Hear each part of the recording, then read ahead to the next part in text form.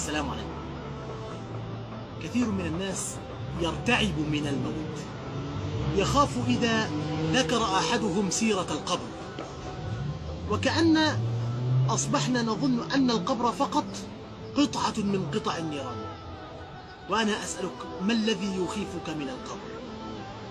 ظلمته، وحشته، ضيقه؟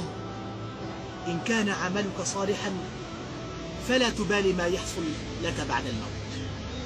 أما عن الضيق فاعلم أن المؤمن كما صح بالحديث يوسع له في قبره مد بصره. يعني قديش أنت شايف، هل قد بتشوف بالدنيا؟ بالقبر إذا كان عملك صالحا يوسع لك وينور لك في قبرك على قدر عملك الصالح، على قدر قربك من الله في الدنيا.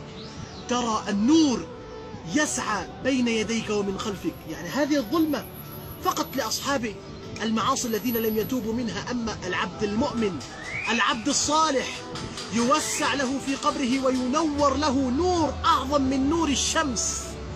ما الذي يخيفك من القبر؟ أهو الوحدة؟ يأتيك أنيس بلباس جميل ووجه حسن ورائحة طيبة يبشرك ويقول لك أبشر بروح وريحان ورب راض غير غضبان، أبشر، ويريك مقعدك من الجنة. تتضايق عشان مسكر من كل الجوانب.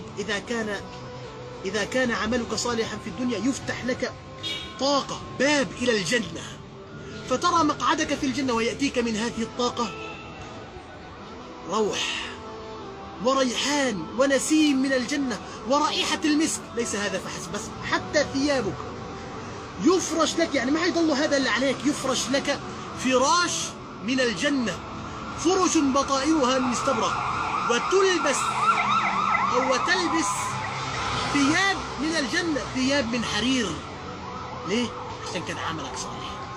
فاللي بدي أنا أعمله أنا وياك، نيجي لحتى نسعى لنأسس هالبيت. هذا القبر بيتنا الثاني. هل أنت عم تسعى بالدنيا لبيتك الموجود؟ طب هذا القبر حنقعد فيه أكتر، خلينا نوسعه، خلينا نضويه بالعمل الصالح. الصلاة نور، خلينا نصلي عشان يتنور قبرنا. والصدقة برهان، خلينا نتصدق عشان رب العالمين يرى صدق إيماننا. خلينا نسعى أنه يكون قبرنا روضة من رياض الجنة، لا حفرة من حفر النيران. السلام عليكم ورحمة الله وبركاته.